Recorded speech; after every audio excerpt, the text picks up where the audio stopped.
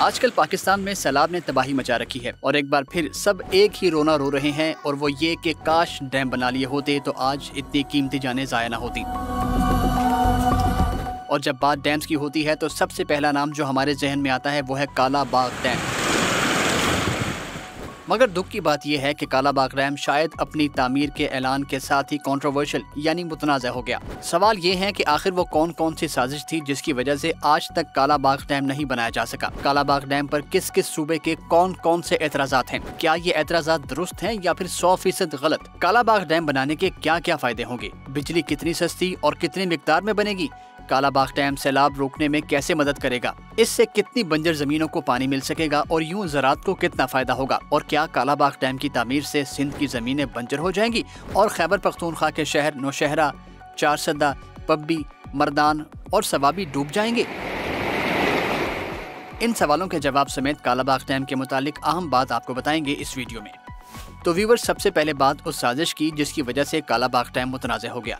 जब काला बाग डैम की तामीर का फैसला हो गया तो बरतानिया से एक टीम नौशहरा आई जिसने नौशहरा के तमाम मकानों की छतों पर निशान लगाने शुरू कर दिए। ये निशान लगाए जा रहे थे सैटेलाइट इमेजिंग के लिए ताकि रिसर्च स्टडी मुकम्मल करके जल्दी से इस डैम की तामीर शुरू की जा सके। लेकिन हुआ इसके बिल्कुल उलट। खबर उड़ा दी गई कि अगर काला बाग डैम बन गया तो नौशहरा डूब जाएगा, और वो ऐसे कि नौशहरा के मकानों की छतों पर जो निशान लगाए जा रहे थे वहीं तक पानी आ जाना था जिससे सारा नौशहरा डूब जाता।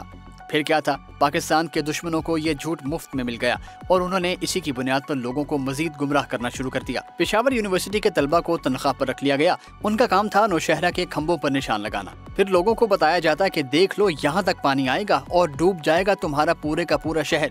ये इतना स्ट्रॉन्ग प्रोपेगेंडा था कि इसके बाद से लेकर आज तक काला बाग डैम पर काम शुरू ही नहीं हो सका, जबकि हकीकत इसके बिल्कुल उलट है।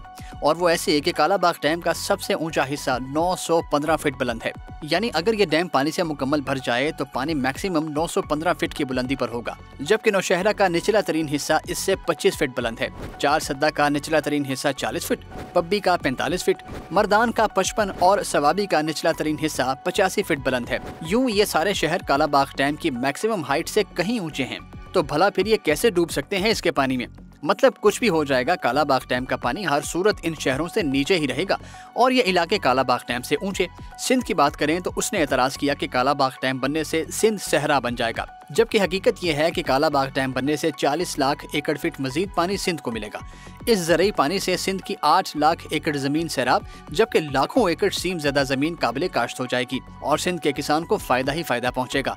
और तो और ये डैम तामीर करके इसमें मछलियाँ पाली जा सकेंगी जो दरिया सिंध में चली जाया करेंगी। यूँ दरिया सिंध में मछलियों की तादाद भी बढ़ जाएगी और होगा इस इंडस्ट्री से वाबस्ता लोगों का फ़ायदा।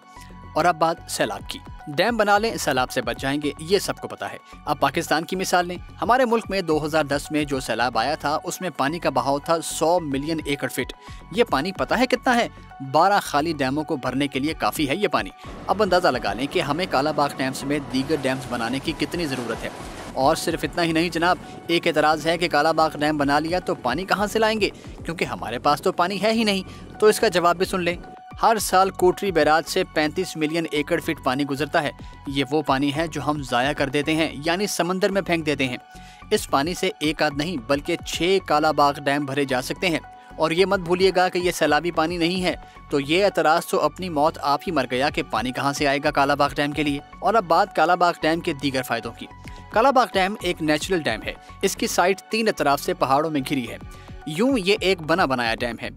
इससे 3600 मेगावाट बिजली पैदा होगी। ये बिजली हमें सिर्फ और सिर्फ 2 से 3 रुपए फी यूनिट में पड़ेगी। सस्ती बिजली मिलने से हमारी एक्सपोर्ट्स में इजाफा और इंपोर्ट्स में कमी होगी। काला बाग डैम की तामीर से डायरेक्टली या इनडायरेक्टली 1 लाख अफराद को रोजगार मिलेगा। ये डैम पाकिस्तान की 50 लाख एकड़ बंजर जमीन को सैराब करेगा। यूं इस डैम से पाकिस्तान सालाना 15 अरब डॉलर्स की जायद ज़रूरी पैदावार हासिल कर सकेगा और हमारी ज़रूरी बरामदात दुगनी हो जाएंगी। काला बाग डैम की तामीर से इसके इर्द गिर्द के शहरों का दर्जा हरारत कम होगा और वहाँ बारिशें भी ज्यादा होंगी। तो कैसी लगी आपको ये वीडियो? कमेंट करके बताइए और इस वीडियो को ज्यादा से ज्यादा शेयर करें ताकि हम सब के पाकिस्तान का भला हो सके।